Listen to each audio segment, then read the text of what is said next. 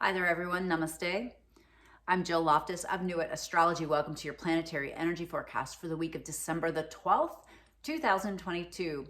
So I'm really viewing this week as a very mind and emotions week, right? There's going to be a lot of mental stimulation. There's going to be a lot of emotional stimulation. So staying grounded is particularly key. And there are some energies this whole week that kind of vibe with mental health, tackling mental health problems or issues, right? Because we're only as happy as our own mind is, right?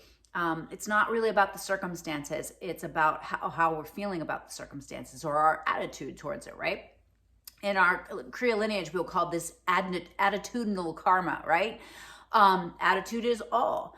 But this is a week that you're going to have to be a little bit more careful, cautious, trying to stay on the brighter side of things.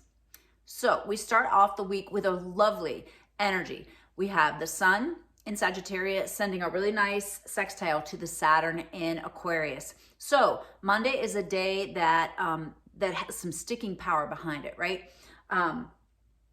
It just if there's something going on that you really want to concretize, like make firm, then Monday is a good day. It's also important to remember that is the day that Mercury goes into shadow. So if you're watching this on Sunday and there's that last, gift or whatever, you might want to wait, wait until January to get anything related to electronics, technology, things of that nature. Now, we also have a moon in Leo sending a nice little blessing beam over the Mars, but it's going to square the Uranus and Taurus. So there could be, something that you kind of like desire or want to create, but the reality, kind of rocks up and says, hey, you're going to have to be a little bit more creative here, right? So really engage that sunny Sagittarian attitude, and that will help you with Monday. Tuesday, we still have the moon in Leo. It's going to go into an opposition with Saturn. All right. So this can be a little bit of coldness, heaviness, especially you're kind of, feeling that lightheartedness, and yet, you have to do the work and you have to take care of business and things like that. That moon is going to trine over to the sun. So again, I'm liking Monday, Tuesday, kind of nice energies there. On Wednesday, that sun in Sagittarius is going to square over to the Neptune. So anything that you were working on those first couple days, you're going to have a little reality bites moment on Wednesday. And then we've got the moon moving into Virgo, all right? And the Virgo moon is much more analytical, right? It's going to send a lovely beam of energy to Venus in Capricorn. We do have a Chiron square to the Mercury, which I want you to think about, because again, that's like mental health struggles. You only see what's wrong with you. You only see the things that have hurt you.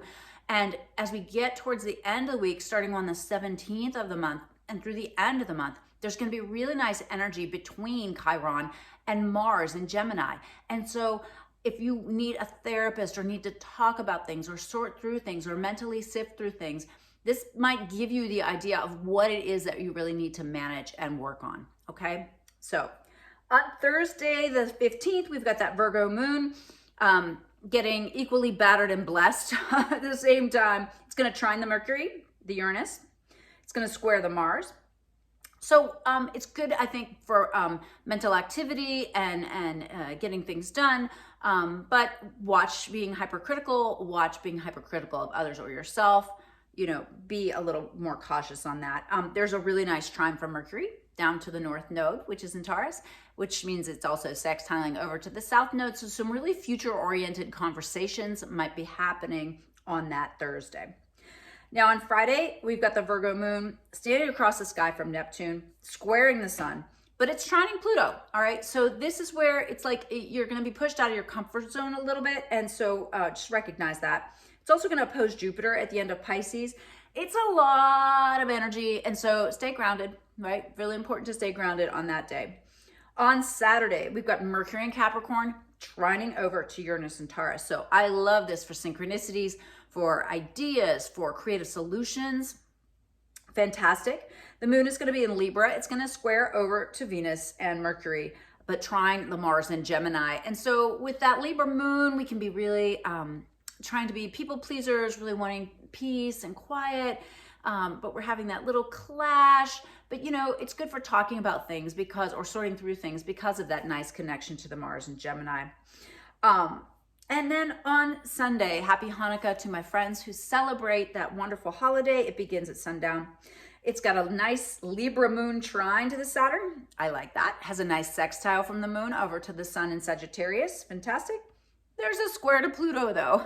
All right. So that can mean that there's like some power plays involved, some, difficulties, some, especially because it's in Capricorn, maybe some difficulties with authority figures. Make sure that you're, paying attention to not just safety, but emotional safety and having good boundaries on that day. All right, so let's check out the tarot and see what it has to say about the week. If this was useful, helpful, please please share it with your friends. It helps the channel to grow so that I can continue to provide free content for you all. Oh, and do hop on my website. I'm still running that special. You get a free 2023 overview if you buy a gift certificate for a 1.5 hour deep dive reading. That deep dive reading can be either for you or to gift to a friend. I'm also currently running my life transformation course, which begins in January at a deep discount, $99 for 8-week class, 44-page manual. There's at minimum 3 to 4 videos each week. Really, really pivotal. It's a pivotal course if you're really feeling stuck and ready for change and transformation. All right, let's check out the tarot. Bye. Hi there, friends. Let's check out the Lotus Tarot for the week of December the 12th. This particular spread gives you 2 opportunities to manage the energy. Just tuning in. I always pick the center stack. I don't like standing there guessing. I always tell my angels and guides, that's the one I'm picking. All right. So we start out with the first card, and that's the past, right? So what's influencing the past? We've got the King of Cups.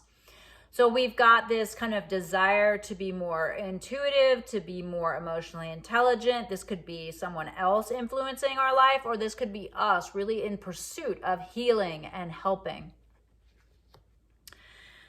In the present, you, 8 of Cups, you got to walk away from something. There's something that's holding you back. You need to stop worrying about how much time and energy you put into it. It's just time to walk away, okay?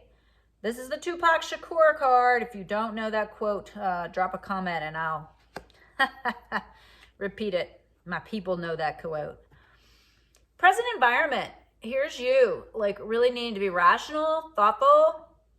I always think of this card as her being a Virgo, right? Be rational, spreadsheet the shit, all right? Culmination of influences, okay.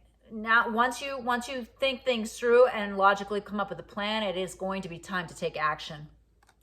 Don't be rash, be logical. Key card of the future, Queen of Wands. You're really trying to take action to establish a safe place for you to be in the world. This really is, especially with Uranus and Taurus, like figuring out our resources, our home, our safe place in the world is key. Not just for us, but for the people that love us or that we love. All right, these opposing forces. First, we've got the sun. The desire to shine, to be seen, to play, to fulfill your destiny, your creative expression. I always think of it as being kind of a Leo card. And then we've got the Page of Pentacles. So we've got this kind of desire to start something new. All right. Near future key card, 4 of Pentacles. You're going to have to keep some things to yourself or conserve some resources. All right, so just don't start throwing money at these problems. The modifiers. Well, you've got this Empress. She's a very fertile sign, a very fertile symbol of birthing something. And then on the other side, we've got the Hermit, right? So this is more pulling back, right? Paired with the Empress, we have the Page of Cups. So really moving towards something that feels emotionally fulfilling. Paired with the Hermit, we have the Hanging Man. Oh, interesting. So kind of like pulling back and then pausing. And then our possible solutions or progressions. So over on the Sun, Empress, Page of Cups side, we have got the Ace of Pentacles, brand new beginnings, financial beginnings, concrete, earth plane, changes. Over on the other side, we've got the Page of Wands. Wow, there's a lot of initiation here. Paired with the Ace of Pentacles, we have the Strength card. Again, another Leo symbol. This is the strength of receptivity, the strength of compassion, right? The strength of endurance, all those kind of yin qualities.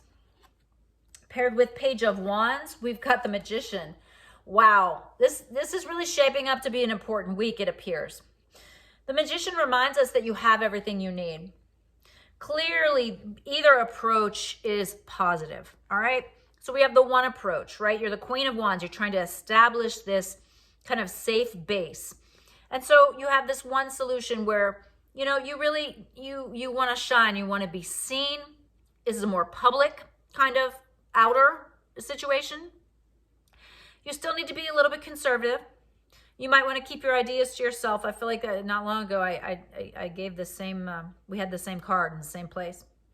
But you're ready to birth something. It's got to be really fulfilling for you, really emotionally fulfilling, and you've got to go ahead and take the steps to do it. But don't approach it with a masculine approach. And I don't mean that like masculine as in male. I mean yang. Go more with a yin approach. Now, the other side is a brand new initiation. It's not something that you kind of already started. It's like, oh, wow, the spark of an idea. All right. And so it's time to retreat, to meditate, to pull back, to be a little less social. It's not time to like pull the trigger on it, right? Because you're still gathering information. You're still, you know, kind of sorting through things. And then once you've gone through that period, then you can initiate and you will have everything you need. Looks like a really great week. Let me know how it goes in the comments. I'll see you next week.